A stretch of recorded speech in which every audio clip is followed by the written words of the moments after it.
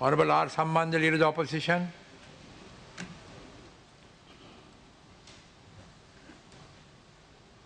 Thank you, Mr. Speaker. We are debating, sir, the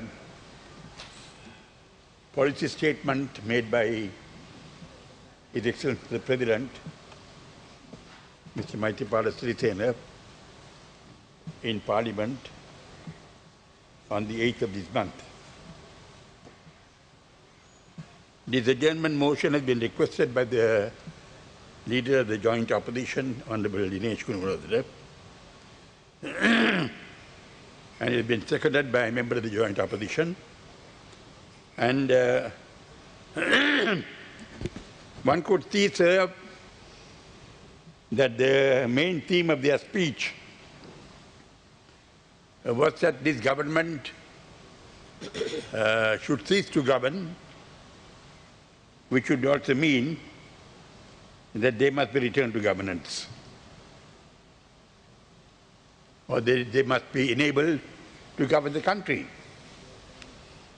They have governed this country for a long time.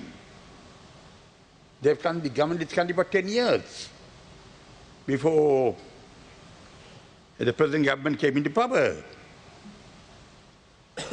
And when they gave up their government, they were neck deep in debt. One of the biggest issues identified by the President as confronting the country is the foreign debt and the domestic debt. So I will, in the course of my speech, sir, address issues that need to be addressed to take the country forward, to take the country on a different path, to define the country, for the country, a different future. It would be my submission that merely changing governments is not going to resolve problems. On the contrary, we must all come together and we must think in terms of what needs to be done for the country to move forward, for the country to prosper, for the country to be redeemed from its present position. And therefore, sir, my speech will be on an entirely different basis. The President, sir, in the course of his address, identified three main issues. One was the economy. The second was the issue of the North and the East, popularly referred to as the national question. The third was the issue of corruption and fraud. All these three issues are fundamental issues which have a great impact on the future of this country. But I will, sir, in the course of my address, primarily deal with issue number 2, that is the national question, the issue pertaining to the North and the East and the people who live in that part of the country. It has afflicted the country from the time the country attained independence. Well, 70 years ago, the non-resolution of the issues in the Northeast have been the primary cause for all other problems and various difficulties the country has faced.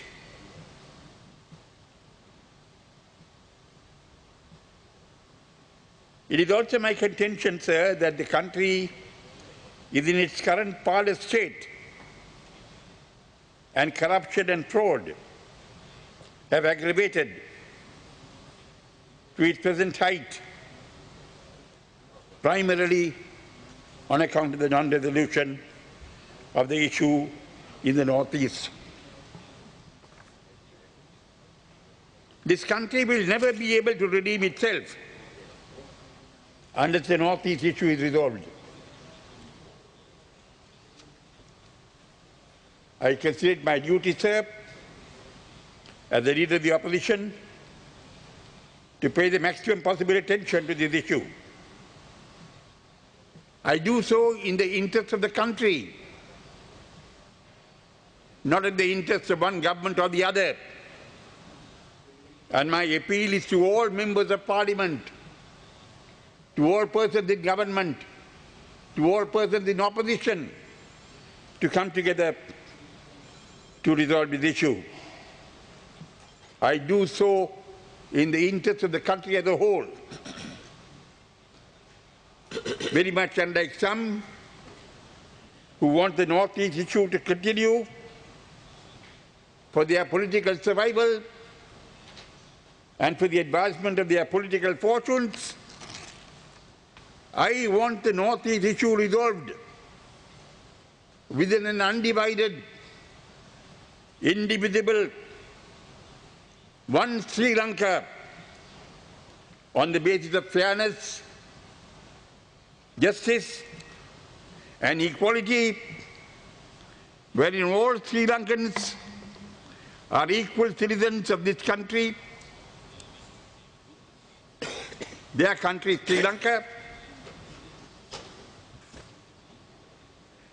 subject only to the country's constitution and laws. That is why, sir, we are currently engaged in the framing of a new constitution. And it is in this background that I will examine some aspects of His Excellency's speech, policy statement, and other relevant materials to put the whole issue in its proper perspective. Before I do that, sir, you will permit me, Mr. Speaker, to refer to the election manifesto of the Federal Party in 1970.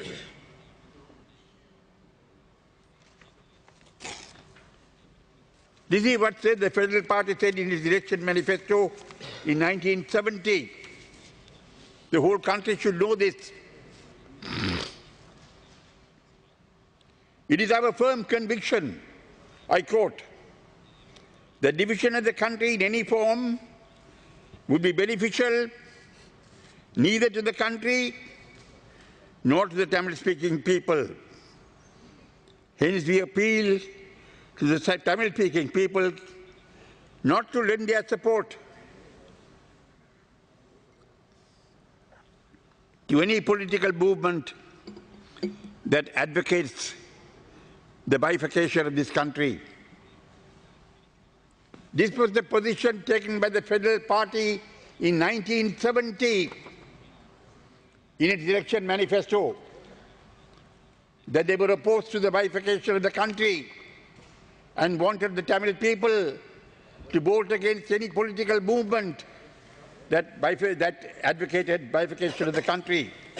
I say this, sir, because many people seem to think that we have demanded separation and that we are responsible for the state in which the country is. It was after this election in 1970 and the enactment of the 1972 Constitution, there was a demand for a separate state. But ever since the Indo-Sri Lanka Agreement in 1987 and certain constitutional changes that came about with that agreement, all Tamil political parties in this country have been prepared to find an acceptable, reasonable solution within the framework of a united, undivided, indivisible Sri Lanka. That has been our position. That has been the position in all elections in the past almost 3 decades. Ever since 1988, at local government elections, at provincial council elections, at parliament elections, that has been our position.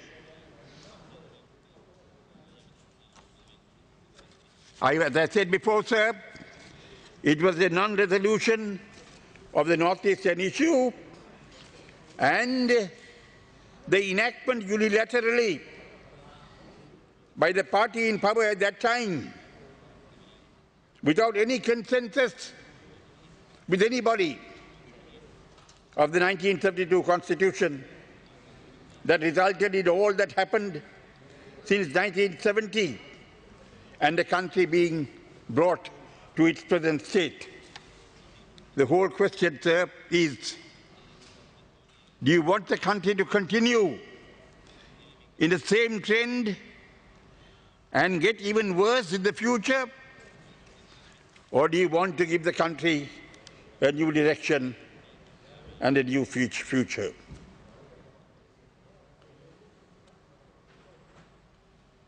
It is in this context, sir, that I shall be quoting from the statement made by His Excellency the President in Parliament on the 8th of this month, and from some other statements made by the President earlier. The resolution adopted by this Parliament, converting this Parliament into a constitutional assembly, and also the statements made by former President Mr. Mahinda Rajapaksa in the course of his election campaign. In the course of the statement His Excellency the President made in Parliament on the 8th of this month, he said, "I wish to make this statement as an extension of the statement presented by me at the commencement of the first session of the 5th Parliament. That was on the 1st of September 2015. Before I read that statement, sir, let me say what His Excellency the President said in the course of his speech on 8 January. The foundation of a stable country is national reconciliation. It is important to introduce a structure for taking political decisions based on equality for achieving national reconciliation. I believe it is the dire need of the day to strengthen the existing provincial council system in order to achieve these objectives. Whatever the opposition, it is essential to enter into a political program with the consensus and agreement of the people to find a permanent solution to the issue of unrest of the people in the north and the east. His Excellency, in the course of his statement in Parliament on the 8th of this month, made reference to the North-East issue because he identified the North-East issue as one of the most serious problems afflicting this country.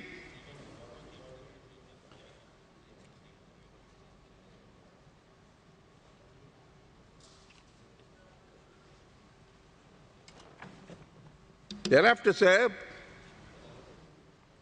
I quote from the statement made by His Excellency the President on 1st of September 2015, when he addressed the first session of this Parliament.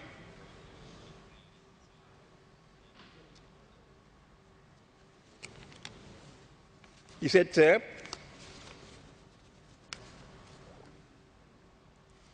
Honourable Speaker, I quote from his statement, "The identity of a nation or a country is based on its constitution.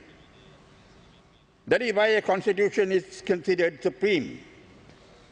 During the 60 years after independence, we have adopted 3 constitutions. Yet it is unfortunate that we have not been able to adopt a constitution which enables all of us to agree as a single nation."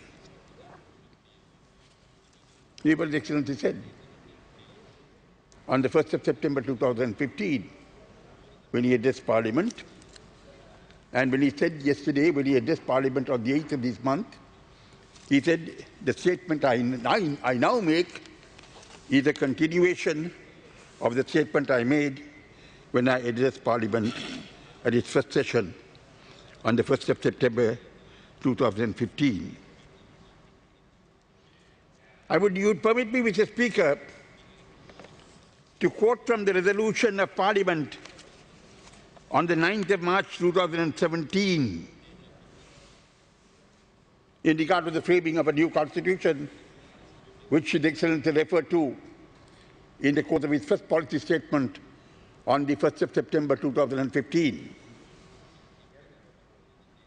This resolution states, and whereas it has become necessary to enact a new constitution that inter alia abolishes the executive presidency, ensures a fair and representative electoral system which eliminates preferential voting, strengthens the democratic rights of all citizens, provides a constitutional resolution of the national issue, promotes national reconciliation, establishes a political culture that respects the rule of law, guarantees to the people fundamental rights and freedom, and assures human dignity and promotes responsible and accountable government. He goes on to say, the resolution goes on to state, sir, there shall be a committee of Parliament, hereinafter referred to as the Constitutional Assembly, which shall consist of all members of Parliament for the purpose of deliberating and seeking the views and advice of the people on a new constitution for Sri Lanka and preparing a draft of a constitutional bill for the consideration of Parliament in the exercise of powers under Article 75 of the Constitution. That is the resolution, sir, adopted by this Parliament, converting itself into a Constitutional Assembly in March 2016. What has happened thereafter? The Constitutional Assembly has functioned, a steering committee has been appointed, subcommittees have been appointed,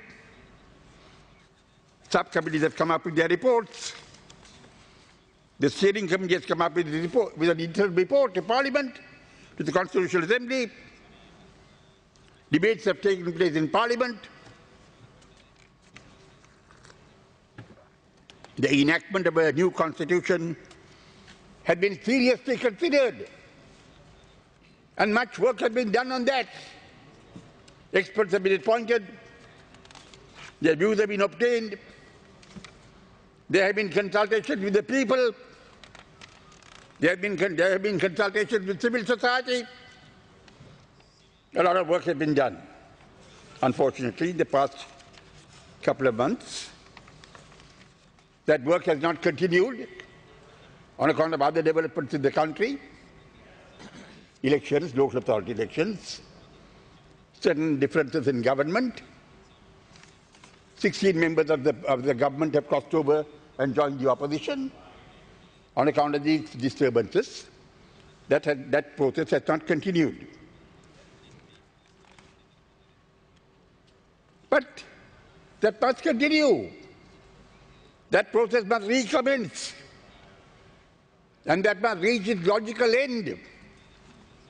It was a unanimous resolution adopted by this Parliament, converting Parliament into a committee of the whole Parliament, designated the Constitutional Assembly for the purpose of drafting a new constitution for this country. The steering committee appointed by the Constitutional Assembly has continuously met. Everybody has participated. The resolution was adopted unanimously, and therefore, that is the will of this House. That is the will of the members of Parliament, and it must continue. it will be relevant for me to examine, sir, in this context, what President Mahinda Rajapaksa had to say in regard to a new constitution.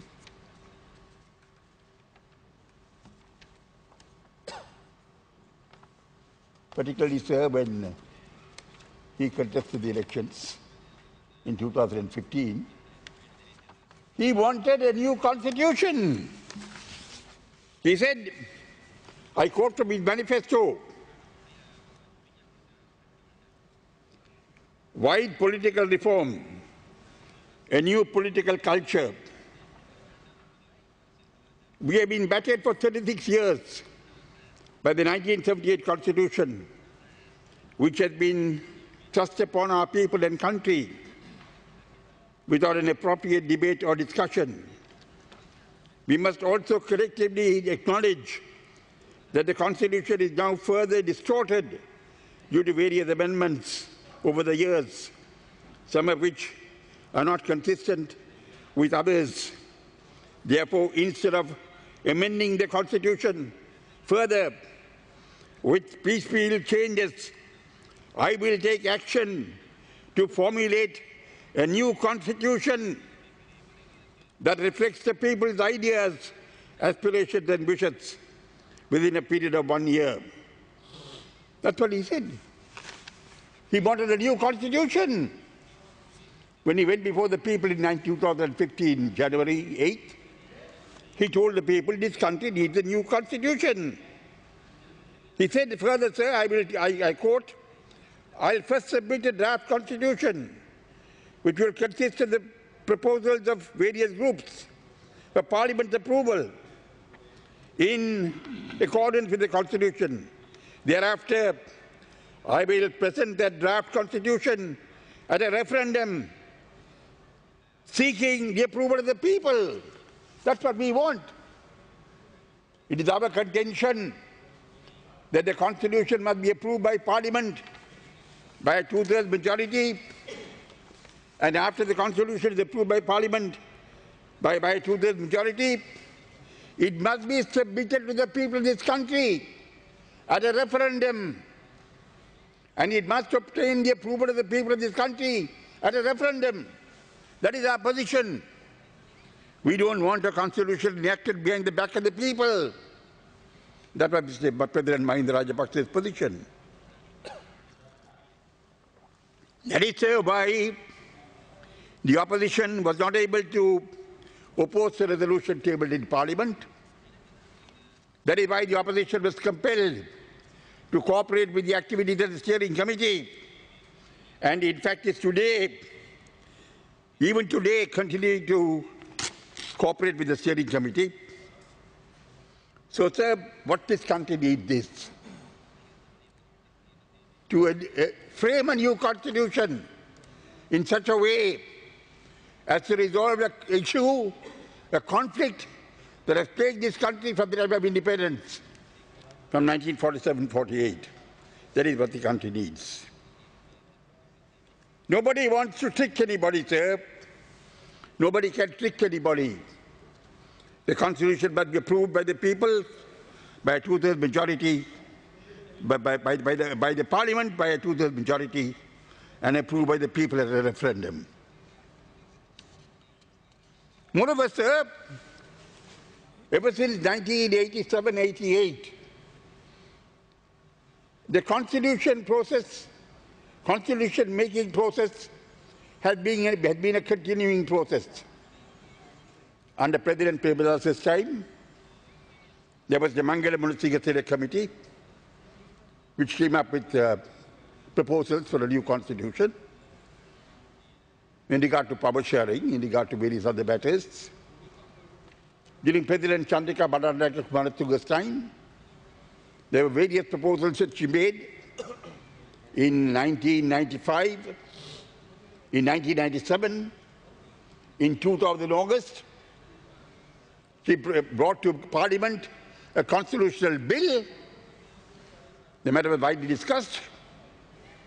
That bill was approved by Cabinet. Both President Mahinda Rajapaksa, the former President, and President Maithripala Sirisena, the present President, were members of President Chandrika Bandaranaike's cabinet, and they approved those proposals at cabinet. They accepted those proposals at cabinet. Therefore, sir, thereafter, when President Mahinda Rajapaksa became president, he appointed the All-Parties Representative Committee called the APRC. He appointed Professor Titsavitana, a member of parliament, as the chairman of that committee. He appointed a multi-ethnic committee of experts who came up with their reports. Professor Titsavitana has submitted his report to Mahinda Rajapaksa, and the report is now available. Therefore, sir, from 1987-88, for the last 30 years, the constitution process has been taking place. It has been a continuous process, all of which provide substantial material for the framing of a new constitution. So nobody can think that the northeastern conflict, the rights, the political rights, the social rights, the economic and cultural rights of the Tamil people in this country cannot be buried. They have lived in this country for as long as anyone else. They have historically inhabited a certain part of this country, and the Tamil-speaking people are a majority in every part of that part of the country which they have historically inhabited even today. We want a united country. We want an undivided country. We want an indivisible country. But we want to live as equal citizens, assured of our dignity and self-respect, assured of justice within an undivided country. That is what we are asking for. I don't think, sir, that can be denied to us. I think the time has come for everyone to realize that it is an obligation that they owe not merely the Tamil people or the Tamil-speaking people, it is an obligation they owe to the whole country. If this country is to prosper, if the country is to achieve its full potential, if the country is to grow economically and succeed as a country, as other countries have done in this region and in the world, then I think, sir, a new constitution needs to be framed and this matter needs to be resolved. I would like to say a few words on the economy, sir, before I conclude my speech, and on the question of corruption and fraud. I think, sir, any government must have the courage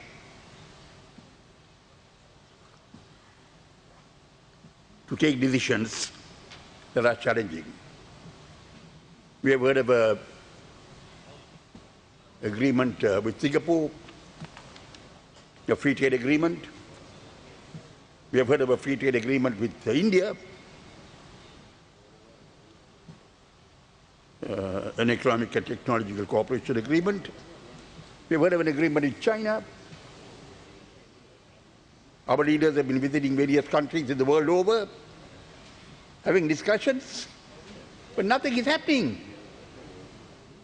We are expecting foreign investment. We are hoping to fashion an export-oriented economy. We say that we occupy a very strategic position in the Indian Ocean region. Why aren't all these things being exploited? This government has been in power for the past 3.5 years. The former government that Mr. Dinesh Gunadhan talked about was in government for 10 years. All they did was to enact the 18th Amendment, taking away the independence of the judiciary, taking away independent commissions, enabling the president to run for presidency any number of times What else did you do? This country got neck deep in debt during your period. You can't deny that. Therefore, sir, I think there is an obligation on the part of the government to act expeditiously, to act swiftly. We don't want the interests of our country to be sacrificed in any way. We don't want the interests of the people of this country to be sacrificed in any way. We will join all other people in opposing any such move. But at the same time, if you want to redeem yourself, if you want to come out of difficulties that are very deep, out of which you are unable to come for a long period of time, you must make bold decisions. You must make expeditious decisions, and you must implement them. On the question of bribery and corruption, sir, I don't want to say very much.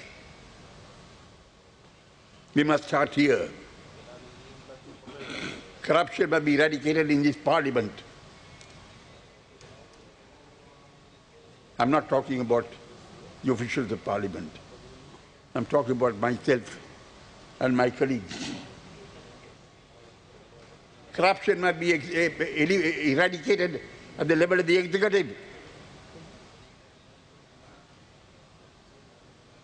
Unless we start cleaning up at the very top, we can never clean the bottom.